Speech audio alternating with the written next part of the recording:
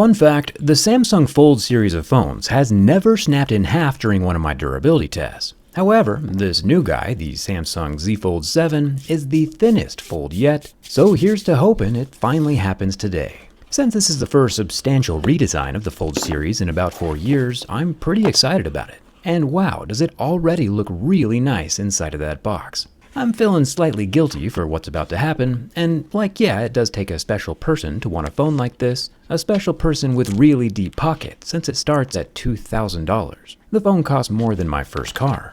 Beyond just deep pockets though, you also kinda gotta have clean and soft pockets since there is a whole list of caveats to ownership. Like don't press too hard on the screen, make sure nothing's inside when you close it, the phone is not dust resistant, don't get it wet, and don't remove the protective film on the inner display. And finally, keep away from anything affected by magnets, like medical devices or credit cards. So far, the only thing negatively affecting my credit card though is buying this phone in the first place. The camera bumps on the back are just as thick as the phone itself, which is kind of bonkers. I do see that Samsung has eliminated the air gap though between the metal lens and the body of the phone. They must have watched my S25 Ultra video. Sorry not sorry. But besides that camera bump, the thinness of this phone is wild. I do not foresee this thing surviving on this planet for more than a few minutes, and I do think Samsung has finally gone too far. I'll lay the phone flat to check the scratch resistance of the screen, and I'm using the term lay flat loosely here since it's not flat and rocks harder than Van Halen back in '84. The purpose of this scratch test is to see what the exterior screen is made from. Plastic scratches at level 2 or 3, glass scratches at level 6, and sapphire screen smartphones scratch at a level 8 or 9. Thankfully though, since Samsung is using Gorilla Glass Ceramic 2 on the outside screen, we start seeing scratches at a level 6 with deeper grooves at a level 7. Very normal compared to other flagships like the Pixel 9 or the iPhone 16 Pro. When we get to the inner screen though, and this is where unfortunately I must be the bearer of bad news, the inner screen has not changed at all. Even though we are on the 7th generation of the Samsung Folding series of Fold phones, this Fold 7 still scratches at a level 2, which means anything and everything will cause permanent marks on this inner screen surface, including fingernails, pocket sand, and well, just about anything really. The good news though is that Samsung will include one free inner screen protector replacement free of charge within the first 12 months, and subsequent applications are available at $19.99. Regular people though are not allowed to remove the inner screen layer. If anything besides just the top layer is damaged though, the full replacement is around $589. So its durability is definitely something you want to keep in mind as you decide how careful you want to be with your new folding smartphone. You're not supposed to add any additional screen protectors to the middle screen, or it'll mess with your crease and cause permanent damage. You can, however, add a screen protector to the exterior screen to help protect against impact and scratches that occur while it's closed, like this easy-to-install Prism 2.0 screen protector from my channel sponsor Dbrand. The fun little Easter egg in the box is that Dbrand includes 2 screen protectors every time, and even in a dusty environment like my desk, the first pull on the inner plastic removes any dust particles that might have been on the screen. I can then rub it a few times in the middle for good measure, and behold, the glass is perfectly installed every time. Dbrand sells this actual glass Prism protection for pretty much every mainstream phone, and I'll leave a link in the description so you can get one for yourself. Protection is always a good thing. I'll just put the glass dust right back into the sand pile, since glass dust is just sand anyway, and I mean technically we're all just made of dust, but we don't need to get too existential just yet. The sides of this blue shadow colored Fold 7 are anodized aluminum. The fingerprint scanning power button is made from plastic, but the volume rocker is made from metal and removable. Not too big of a deal if it comes out though, since it can just be popped right back into place. The top of the phone has its dual noise cancelling microphone holes, the upper stereo speaker slit, and a SIM card tray, with no room for expandable storage, which is a bummer.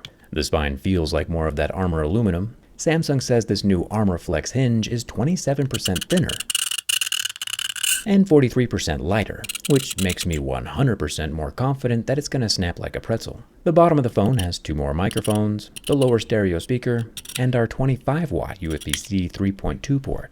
Seriously though, look at the walls of this phone, barely wider than the USB-C port itself. The back of this Fold 7 has Gorilla Glass Victus 2 as its panel, which covers the single-tone LED flash. And of course we find our city skyline array of camera bumps, which has the 12-megapixel ultra-wide-angle camera up top, 200-megapixel main camera in the center, and 10-megapixel 3x telephoto camera at the bottom. Thankfully, this time the camera lenses will not be popping off, partially thanks to the new dust ring right below the lip that won't allow my razor blade any leverage. Samsung fixes weaknesses just as fast as I can find them, which is pretty cool, and thumbs up for that. Under the front external display, we find our fourth 10-megapixel camera safely protected by glass, and on the inner screen we have our fifth hole-punch style camera that isn't hidden by pixels anymore. It's only protected by that ultra-soft flexible plastic, which is, about to go through some things. Even though the on-screen warning said that the phone is not dust resistant, officially it does have an IP48 rating. The 4 means that it's protected against solid objects larger than 1 millimeter in diameter.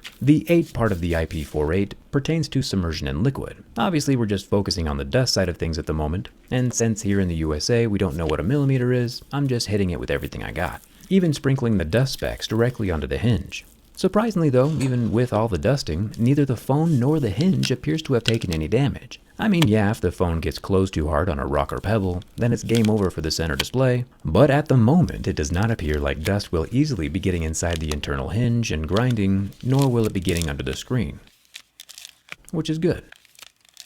The inner display is a full 8 inches with 368 pixels per inch.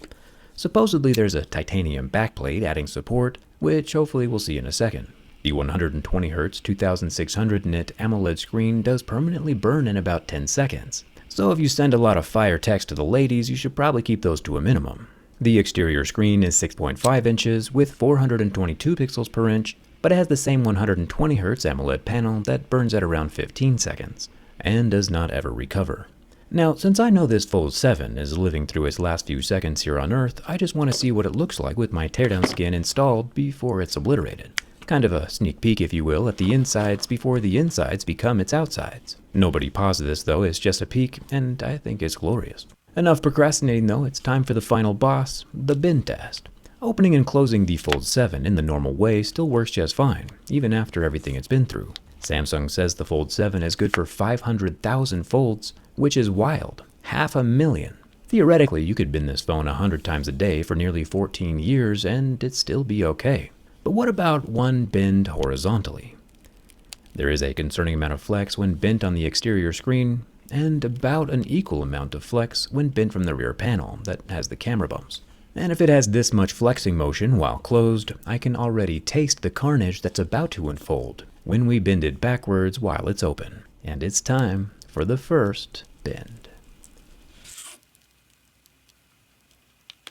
Kinda anticlimactic. It flexes backwards for sure, but that was it. No cracks in the screen, no pops of the hinge. It still folds closed and remains 100% functional and intact. But my mama didn't raise no quitter. Bending backwards again, we get the same flex, but literally no damage. I'm not sure what Voldemort Horcrux level of sorcery Samsung built this thing with, but I'm literally flexing the rear glass panel out of the frame without the glass cracking, without the phone cracking, and without the hinge cracking. Literal black magic. The Fold 7 is still able to fold completely shut and is still 100% operational. My disappointment is immeasurable and my day is ruined. Get a teardown skin for your own phone to help me feel better, and thanks again for watching. I'll see you around. It's time for me to hit the gym.